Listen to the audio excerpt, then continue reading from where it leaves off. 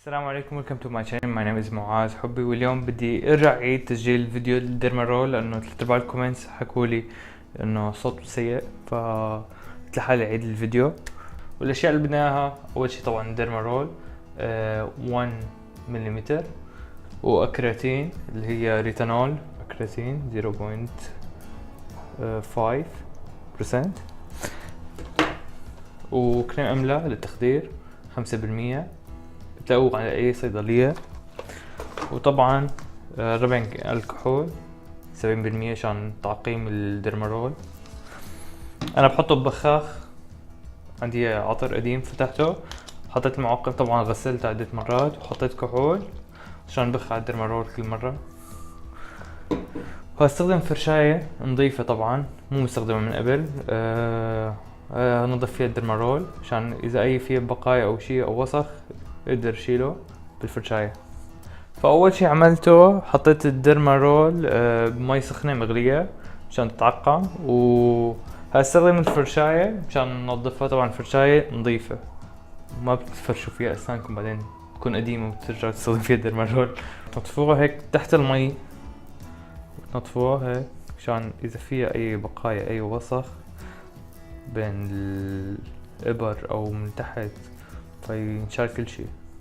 وبعد ما استخدم فرشاية لتنظيف الديرمارول هبخ عليها الكحول خليها شوي تنشف،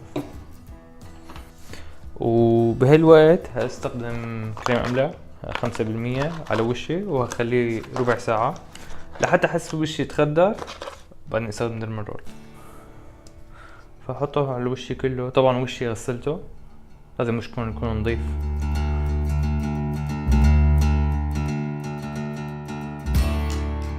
انا هسم هالفيديو لفيديوهين ممكن او 3 عشان ما يصير طويل.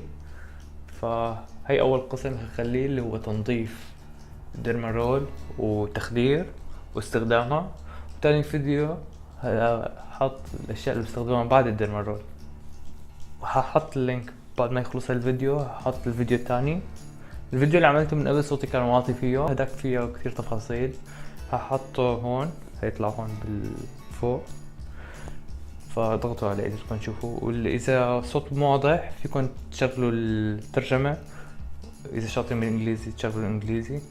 فانا ترجمته شخصيا، ترجمة مو دقيقة يعني 100%، بس يعني بيمشي الحال فيها. في ناس بتحب تستخدم ديرمارول مو على الوجه، على الرقبة كمان وعلى الايدين عادي، اي منطقة بالجسم تحبوا تعالجوها او تحسنوا منها. لانه الديرمارول مثل ما قلت من قبل لانه بحسن الكولاجين، والكولاجين حاط لكم فيديو هلا هون ممكن جنبي كيف بيشتغل. بيكون عبارة عن روابط بتكسر من طبعا من العمر او مع متعرض للشمس. فعشان هيك دائما بحكي لكم حطوا واقي شمسي، بس ان شاء الله تردوا. واهم شيء الواقي الشمسي يكون بيحمل اشعة UVA و UVB، هي تأكدوا منه، او تشتروا اي واقي شمسي. انا بطلع على المراية، في مراية هون، فبطلع على المراية اكتر من الكاميرا، فاذا شفتوني بطلع هون قدامي مالي احول، بس في مراية قدامي طلع على وين عم بحط الكريم.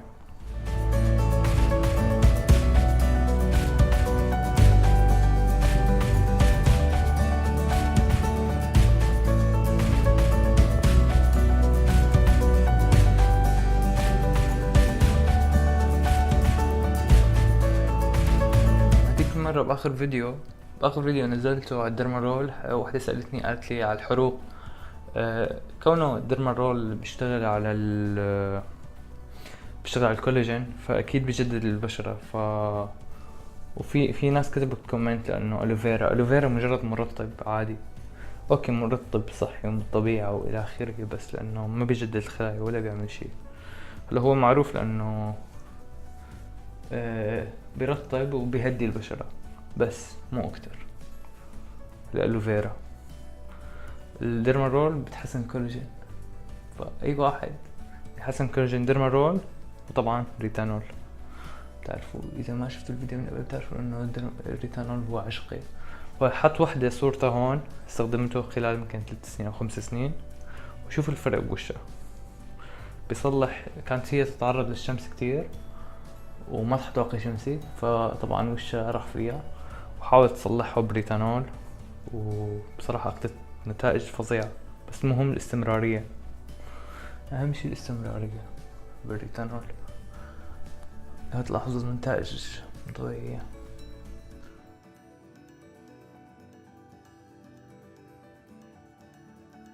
الريتانول كان هو علاج الحبوب الأكني. وبعدين لاحظ الدكتور كان هو أو يجيله زباين يعني، أو يجيله مريضين أو هيك عندهم أكني، كان يحط بي سايز على ايده عشان يشرح لهم الكمية اللي بيستخدموها على الوش. فلاحظ بعد عدة سنين لأنه ايده على اليسار شكله وملمسه وهيك أصغر بكتير من ايده اللي على اليمين، فبعدين اعتبروه هو انتي ايجينج.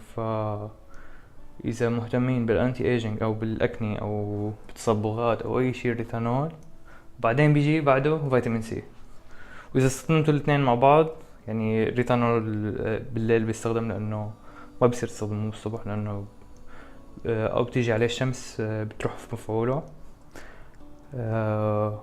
فحطوا فيتامين سي الصبح لأنه بيحمي من الشمس زيادة، يعني فيتامين سي، بعدين سيروم فيتامين سي، بعدين واقي شمسي.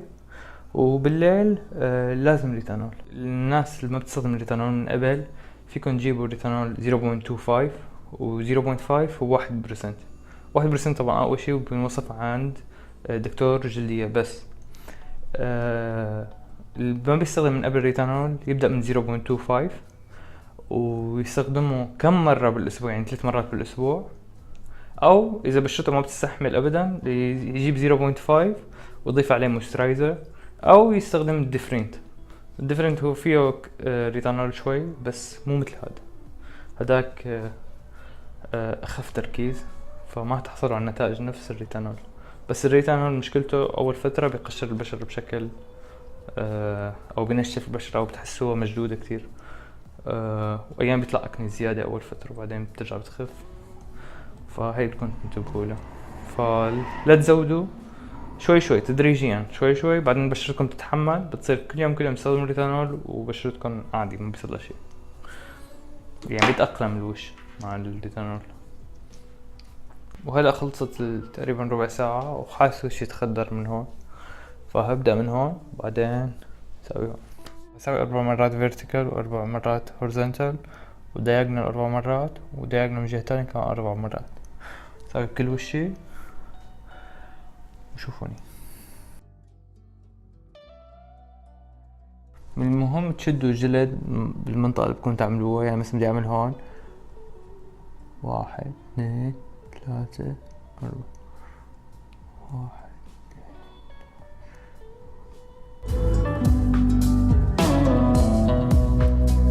في ناس بتحب تجيب اكثر من 1 ملم، ما بنصح فيها هاي ابدا. فاكتر شي ماكسيموم جيبوا 1 ملم.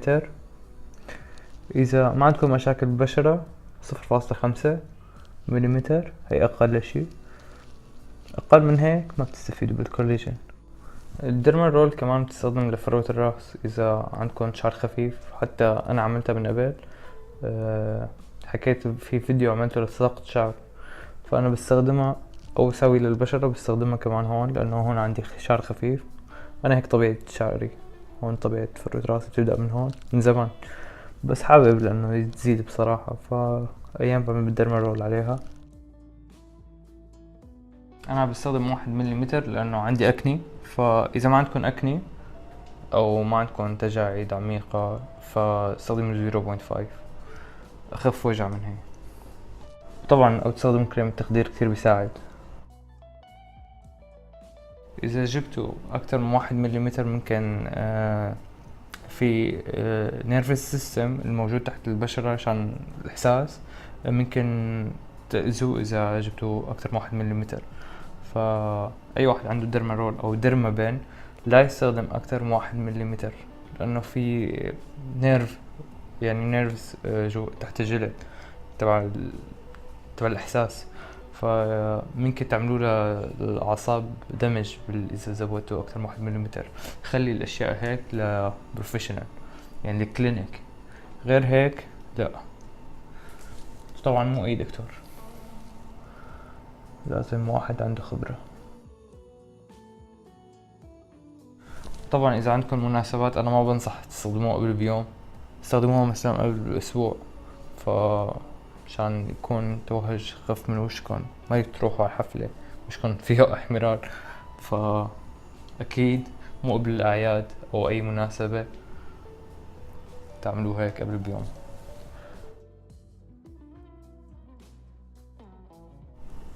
وطبعا بنصحكم تستخدموا واقي شمسي تاني يوم تطلعوا فيه، اي وقت تطلع فيه شمس استخدموا واقي شمسي، خاصة بعد كل هاد اللي عملتوه بوشكم. لازم واقي شمسي، ولازم كل يوم واقي شمسي. حتى حطيت لكم صورة لواحد كان يركب كان يسوق شاحنة، فوشه نصه بالظل ونصه بالشمس، شوف الفرق. فجزء بالشمس تكسرت الكولاجين فوشه تخرب، وتاني بالظل حافظ على نفسه. فانتوا دايما حاولوا قد ما فيكم تحطوا طاقية، مظلة، واقي شمسي، نظارات شمسية، اي شي تحموا وشكم دايما، مو بس بعد الدرمال، دايما واقي شمسي كل يوم.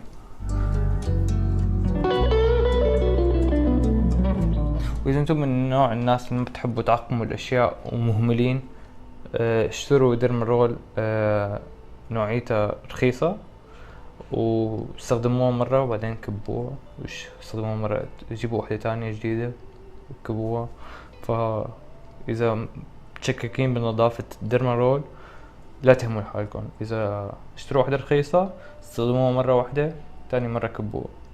أما إذا جايبين وحدة بتعرفوا حالكم ما بتهملوها، جيبوا وحدة منيحة ونطفوها قبل وبعد.